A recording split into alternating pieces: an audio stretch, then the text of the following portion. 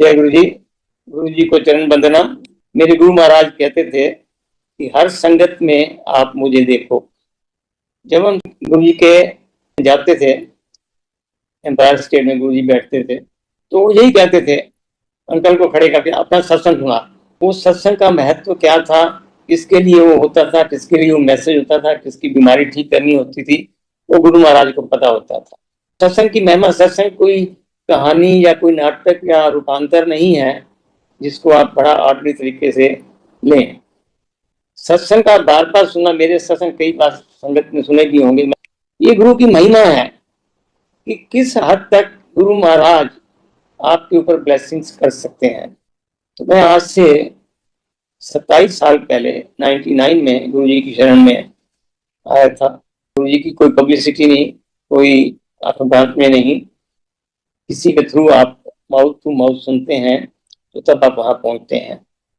और आप पहुंच भी तभी पाते हैं जब गुरु महाराज की कृपा होती है। कई आए और कई आके चले गए, लेकिन जिस पे गुरु महाराज की कृपा होती है वही जुड़ा रहता है। 27 साल पहले मैं किसी बहुत बड़ी प्रॉब्लम में था।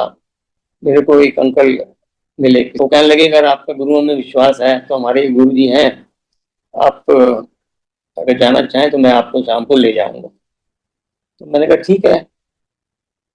तो उन्होंने मुझे टाइम दिया कि शाम को आप यहाँ पे मुझे मिल जाइए तो हम आपको ले चलेंगे साथ में। 6 बजे हम लोग मिले, उनको मैं अपनी गाड़ी में बिठा के, और 15-20 मिनट का रास्ता था वहां से एम्पायर स्टेट का। गुरु महाराज का रास्ते में सत्संग करते गए और बताते गए कि गुरु जी क्या है, किस तरीके से आपको वहां पे माथा टेकना है। तो मैंने कहा ठीक है। दरबार में हम पहुंचे, गुरु महाराज बैठे हुए थे, लाइन लगी थी, मेरे आगे थे वो। जैसे उन्होंने माथा टेका उसके बाद मेरा नंबर आया, मैंने माथा टेका तो उन्होंने गुरु जी को इशारा किया ये बताने के लिए कि मेरे साथ है।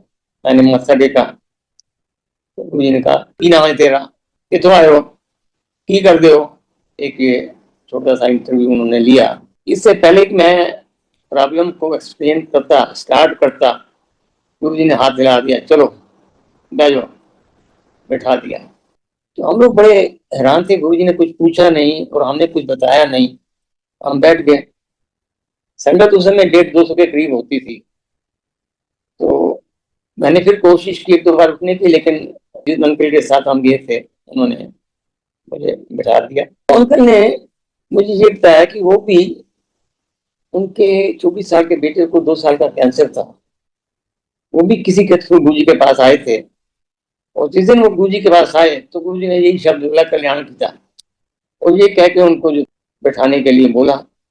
तो अंकल ने एक्सप्लेन किया कि ऐसे ऐसे इसको कैंसर है और कल इसकी केमोथेरेपी है, तो आप आशीर्वाद दीजिए। तो गुरु जी का मैं कल्याण करता है था। अब आप देखिए कि पहली बार जो किसी संत बाबा के यहाँ गए हो और उसकी 2 साल की केमोथेरेपी चल रही हो, तो वो इतनी जल्दी विश्वास करके बैठ जाएगा? नहीं, मेरे ख्याल तो नहीं। तो उन्होंने कहा जी कल इसकी केमोथेरेपी है, इसको आशीर्वाद दीजिए। तो फिर वो कहने लगे नहीं, वो डॉक्टर का नंबर ये है वो है, रीजनिंग देने लगे। गुरु महाराज के मुंह से जो शब्द निकलते हैं उस शब्द को हमें समझना चाहिए कि उसका मीनिंग क्या है, उसका मतलब क्या है। वो एक ईश्वर के मुंह से निकले हुए शब्द है। तो अगले दिन वो अंकल अपने बेटे को लेके गए केमोथेरेपी कराने के लिए। डॉक्टर ने जब प्रिस्क्रिप्शन देखा और पेशेंट को देखा तो कहने लगा कि either the patient is wrong और द प्रिस्क्रिप्शन इज रॉन्ग। जहाँ केमोथेरेपी करनी है वो मुझे स्पॉट ही नहीं मिल रहा। खैर वो उस दिन वहां से निपट के शाम को फिर एम्पायर स्टेट में आ गए। एम्पायर स्टेट में आए तो माथा टेका, रोना शुरू कर दिया। हाँ भी हुआ है, फिर हो गई केमोथेरेपी। पहले कहते थे कल्याण करता है, तू सुनया ही नहीं, जा बैठ जा। गुरु जी ने ये भी समझा दिया। बातों बातों में कहते हैं गुरु जी के हर शब्द जो है उनका कोई ना कोई मीनिंग होता है। वो क्रोध भी करे तो उसमें करुणा की बैकग्राउंड होती है। तो अंकल बैठ गए, तो वो यही कह के मेरे को लेके गए थे कि हमारा कल्याण तो उसी दिन हो गया था जिस दिन हम गए थे। तो मेरे अंदर एक प्रीएम्प्टिव नैरेटिव आ गया था कि मैं भी जाऊंगा, मेरा भी जो कल्याण है उसी दिन हो जाएगा। नहीं, ऐसा नहीं। ये तो हम लोग अब देखते हैं ना, 27 साल की जो जर्नी है उसमें कि गुरु जी के दरबार, गुरु जी क्या है, किस रूप से कल्याण होता है और किस रूप से हमें वो टैकल करते हैं। ऐसा नहीं है कि गुरु जी ने किसी को कह दिया तेरा कल्याण किया तो उसका मतलब कुछ नहीं है। और किसी का 6 महीने में नहीं होता, किसी का 2 साल में नहीं होता, तो ऐसा वर्क करनी पड़ेगी। हाँ, आती जितनी प्रॉब्लम है उसको चीटी जितनी करके निकाल देना गुरु महाराज की कृपा है। यही इस दरबार की खूबी है कि जैसे ही आप गुरु के दरबार में माथा टेकते हैं, आपकी जो रिक्वेस्ट है वो आसमान तक पहुंचती है, उस मालिक तक पहुंचती है। तो खैर एनीवे, हर रोज हम शाम के टाइम पे जाते थे। उस टाइम कोई रिस्ट्रिक्शन नहीं थी, तो उस दिन आगे लंगर किया, आगे आगे। उसके बाद अगले दिन फिर गुरु जी के यहाँ, तीसरे दिन फिर गुरु जी के यहाँ। फिर जैसे ही उस टाइम कोशिश करता मैं, तो अंकल मेरे को कहते गुरु जी को सब मालूम है। और गुरु जी ने मेरे से जब इंटरव्यू लिया, ये भी पूछ लिया तू करना क्या है। मैं कहा जी मैं Ashoka hotel deputy chief engineer है, इंजीनियर। अच्छा अच्छा, ठीक है। एक हफ्ते के बाद हमें समझ आई कि गुरु महाराज को सब मालूम है। फिर उन्होंने हमें उपाय बताने शुरू किए कि ये आप उपाय करो। और वो तो उपाय तो एक बहाना था, सिर्फ ओनली टाइम गेन करने का। उसमें जो संगत है वो थोड़ी सी इरिटेट हो जाती है कि हम तो कितने दिनों से आ रहे हैं और गुरु जी के यहाँ कल्याण भी नहीं हो रहा। तो ये जब तक आपकी प्रारब्ध का समय पूरा नहीं होगा, कल्याण नहीं होगा। वो करेंगे गुरु जी की इच्छा से ही होगा, लेकिन आपको समय काटना पड़ेगा। फिर गुरु जी ने उपाय बताया, ये करिए वो करिए। इसी दौरान क्या हुआ, ये जो प्रॉब्लम आई थी मेरे ब्रदर के ऊपर एक केस था कस्टम का, उस चक्कर में इन्वॉल्व हो गए। तो हम उस चक्कर में गए थे गुरु जी के पास। तो उसमें जो जो ऑफिशियल इन्वॉल्व थे उन्होंने गुरु जी के यहाँ आना शुरू किया। अब देखिए, जब हमने देखा कि वो भी आ रहे हैं तो हमने कहा हम तो फंसते जा रहे हैं। अदरवाइज इन लोगों को कैसे पता लगा कि हम लोग यहाँ आते हैं, वो हमें यही फॉलो कर रहे हैं। एनीवे, कुछ दिनों के बाद जिस जज के यहाँ केस था उसने आना शुरू किया। अब हमने कहा जी अब हम टोटली फंस गए, क्योंकि पूरा ग्रुप का ग्रुप जो है यहाँ पहुंच गया है। लेकिन गुरु जी को मालूम था कि कैसे इस प्रॉब्लम को हल करना है। और इसी दौरान एक संगत थी, उनकी बेटी की शादी थी।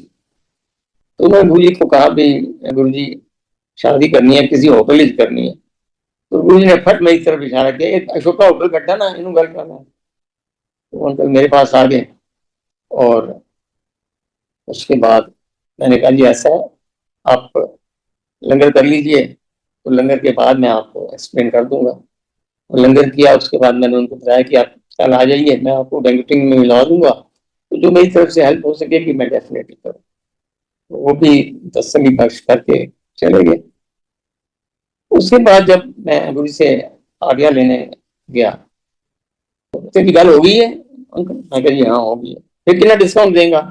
अब जब गुरुजी ने ये शब्द कहे तो मैंने कहा गुरुजी फंस गए, इसका मतलब गुरुजी को डिस्काउंट देना पड़ेगा और मेरी प्रॉब्लम जल्दी हल हो जाएगी। हम लोगों का माइंड उस तरह ही चलता है, क्योंकि हम तो लेन देन की दुकानदारी जानते हैं ना, संसार में आए हैं तो लेन देन की दुकानदारी है, और गुरु दरबार में तो सिर्फ देने देने की दुकानदारी है। तो मैंने कहा गुरुजी मेरे को जितना मिलता ना उससे 5% फालतू दूंगा। अच्छा ठीक है, फिर हमने ये शर्त कहे और चले। उसके बाद हम आते रहे, केस चलता रहा। तो मेरी वहां पे गुरु दरबार में बार जल प्रसाद पे सेवा होती थी, तो संगत आती थी, जल प्रसाद लेती थी। वो जो ऑफिशियल इन्वॉल्व थे वो भी आते थे। वो जो जज थी उन्होंने भी आके जब जल प्रसाद लेना, उन्होंने मेरे को ऐसे प्रणाम करना। और जब मैं सुबह कोर्ट में जाता था तो मुझे प्रणाम करना पड़ता था। ये गुरु महाराज की मेहर। उनको नहीं पता था, हजारों केस चलते हैं, उनको क्या पता था। तो ना ही कहाँ भी हम उनके फेस हुए। हम तो वहां जाके ऑडियंस में बैठते थे, केस सुनते थे, आ जाते थे। तो करते करते गुरु जी का ये करो आप वो करो। 5 महीने के बाद संगत में बैठा हुआ था, चलो अशोका होटल तो कल्याण कर देता, चलो। गुरु जी के मुंह से ये शब्द निकले। अगले दिन की डेट थी, तारीख थी, तो संगत जी महाराज अगले दिन हमारा कल्याण हो गया। We were discharge from the case. तो जब ये हुआ, मैं संगत जी गुरु जी के दरबार से बाहर के निकल गए। मैंने ये कहा गुरु जी की मेहरबानी हुई, और अगर मैं 5 महीने के बाद 5 महीने लग गए, और अगर मैं 5% डिस्काउंट ना देता, 3% देता, तो शायद 3 महीने में छुटकारा हो जाता। अगेन अगेन दिमाग में पॉल्यूशन जो भरा हुआ है, वो लेन देन की सौदेबाजी कर रहे हैं हम लोग। तो खैर मेरा कल्याण हुआ। संगत जी, आज 27 साल हो गए ना, तो उस जज को मैंने देखा वहां पे। ये गुरु महाराज की ब्लेसिंग्स थी, कृपा थी कि कैसे हमें उन लोगों ने वो किया, और गुरु जी ने कैसे सुंदर से हमें निकाला। उसके बाद तो गुरु जी ने फिर ऐसा उड़ाया कि पीछे मुड़ के देखना नहीं पड़ा। उस टाइम गुरु जी भी कहते थे, नई संगत को लेके आओ। हमारा कल्याण हुआ तो हम भी, किसी ने अगर अपनी प्रॉब्लम बताई तो उनको हमेशा कोशिश की कि संगत को लेके जाए, ताकि उनका भी कल्याण हो। गुरु महाराज तो कल्याण करने के लिए आए हैं, तो हम लेके आते थे कई बार संगत को, उनको बता के लाते थे कि गुरु महाराज जो है महाशिव का अवतार है, आपको कुछ नहीं करना है, बस आप सिर्फ जाएंगे, माथा टेकेंगे, बैठेंगे, चाय प्रसाद मिलेगा, लंगर प्रसाद मिलेगा, उसके बाद आप करके आगे लेके घर आ जाएंगे। वो यही पूछते थे, लंगर प्रसाद कितने बजे मिलता है? सोच है ना, बस वो जो लंगर खाने के लिए आए वो आए, और 2 महीने में 3 महीने में गायब हो गए, चले हो गए। उनको गुरु जी नहीं जोड़ सके। गुरु जी तो उन्हीं डायमंड्स को जोड़ा है, टेस्ट किया है, ट्राई किया, तभी जाके हम लोग गुरु जी के दरबार में मन के बने हैं। गुरु जी के मन के कहते हैं ना ग्रुप में, ये गुरु महाराज की कृपा। और ये भी होता था कई बार हम जाके, जब उनको संगत को लेके जाते थे, नहीं संगत को जाके बैठते थे, वो तो साथ वाले से पूछते थे कब से आ रहे हो, तो वो आराम से बोलते थे 6 महीने। कुछ हुआ कल्याण? अरे भाई, तीनों लोगों के मालिक के दरबार में आप बैठ के पूछते हो कुछ कल्याण हुआ, तो ये फिर आपकी कमजोरी है। आपके दिमाग में जो है, जो भरा हुआ है, वो नहीं निकल पा रहा। वही लोग जो थे आए, बस कुछ महीने रहे गुरु जी के दरबार में और फिर चले। तो कहने का मतलब है कि जब आप दरबार में आते हैं, गुरु महाराज ये कहते थे कि अपनी इफ एंड बट उस जगह पे छोड़ के आओ जहां आपने जोड़े उतारे हैं। आप दरबार में आओ, माइंड को ब्लैंक करके आओ। जैसे सीडी या कैसेट होती है ना, ब्लैंक होती है तभी उसमें रिकॉर्डिंग होती है। माइंड को कहते हैं ब्लैंक करके आओ। और दरबार में दिमाग से नहीं, हृदय से आओ, क्योंकि दिमाग तो एनालिटिकल है, वो एनालाइज करेगा ये क्यों होता है, कैसे होता है, किस प्रकार होता है। ऐसे ही होता है, हर आदमी सोचता है। और हर आदमी जो गुरु जी से जुड़ा है, वो अपनी खुशी से जुड़ा है। गुरु जी ने किसी को जबरदस्ती नहीं जोड़ा है, अपनी अपनी खुशी से। और अपनी खुशी क्या है? मेरे को नौकरी चाहिए, उसको बच्चा चाहिए, उसको मकान चाहिए, उसको गाड़ी चाहिए, यही तो हमारी खुशियां हैं। इसी के लिए तो हम आते हैं। और जब वो खुशियां, उसका कल्याण होता है गुरु जी के दरबार में, अभी गुरु जी को मालूम है कि उसको क्या देना है, कब देना है, ये आपकी प्रारब्ध पे डिपेंड करता है। तो जब वो इच्छा पूरी हो जाती है, आज इतनी संगत जुड़ी है, हर दिल्ली में तीसरी कार के पीछे गुरु जी का जो है जय गुरु जी लिखा मिलेगा आपको, ब्लेसिंग्स ऑलवेज लिखा मिलेगा। क्यों? क्योंकि कल्याण हो रहा है। और कल्याण इसलिए हो रहा है जिसने आके सरेंडर कर दिया। सरेंडर करना तो, कहना तो आसान है, स्पेलिंग याद करना भी मुश्किल है, सरेंडर करना मुश्किल है। पर गुरु महाराज कहते ठीक है, माथा टेको, 10% surrender, 10% blessing, 20% surrender, 20% blessing, 50% surrender, 50% blessing. और 100% तो गुरु जी भी कहते थे कि ह्यूमनली इम्पॉसिबल है, इट्स नॉट पॉसिबल। अगर 100% ही हो गया फिर तो आप भी गुरु बन के बैठ जाओ। तो गुरु महाराज इस तरीके से संगत का कल्याण करते थे, अच्छी अच्छी शिक्षा देके। ये जो चीजें हमने सीखी हैं गुरु दरबार से, सतगुरु मेरे कीता है कमाल जी, सतगुरु मेरे कीता है कमाल जी, शहनशाह बनाया, शहनशाह बनाया मैनू, युगा दी कंगाल सी, कितों मिले गुरु जी मैनू, पूछदे ने सारियां, तो मिले गुरु जी मैनू, पूछदे ने सारियां, जदों तेरे नाम दिया चढ़िया कुमारियां। मैं 27 साल की जर्नी को 2 हिस्सों में डिवाइड करूंगा, गुरु जी से मिलने से पहले और गुरु जी से मिलने के बाद। मिलने से पहले हम कंगाल थे, और मिलने के बाद गुरु जी ने शहनशाह बना दिया। कंगाली पैसों के बारे में मैं बात नहीं कर रहा, कंगाली पैसों की नहीं होती। पैसों की कंगाली तो फिर दूर हो जाती है, मेहनत करके कि पैसा कमा लेता है। लेकिन विचारों की शुद्धि, विचारों की कंगाली जो खत्म होती है वो सिर्फ सिर्फ इस दरबार में, आपके संगत में बैठने से विचारों की शुद्धि होती है। विचारों की शुद्धि से कर्म की शुद्धि होती है, कर्म की शुद्धि से संस्कारों की शुद्धि होती है, संस्कारों की शुद्धि से स्वभाव की शुद्धि होती है। सो दी चेन, दी लाइन इज, आपके विचार सत्संग में जब आप जाते हैं उन विचारों को शुद्ध होती है, शुद्धि होती है। विचारों से आपके कर्म बनते हैं, कर्म से संस्कार बनते हैं, संस्कारों से स्वभाव बनता है। जो आपका स्वभाव है वो संस्कार की देन है। तो जो शहनशाही इन चीजों की हमारे अंदर आई, हम ये तो नहीं कहते कि 100% आज हम परफेक्ट हैं, नहीं, ऐसा कोई भी नहीं है। तो गुरु जी एक ही शब्द कहते थे, बंदे बनो। हर चीज को एक ही चीज के लिए प्रेस करते थे, बंदे बनो। बंदे बनो का उनका मतलब ये होता था, एक अच्छे इंसान बनो।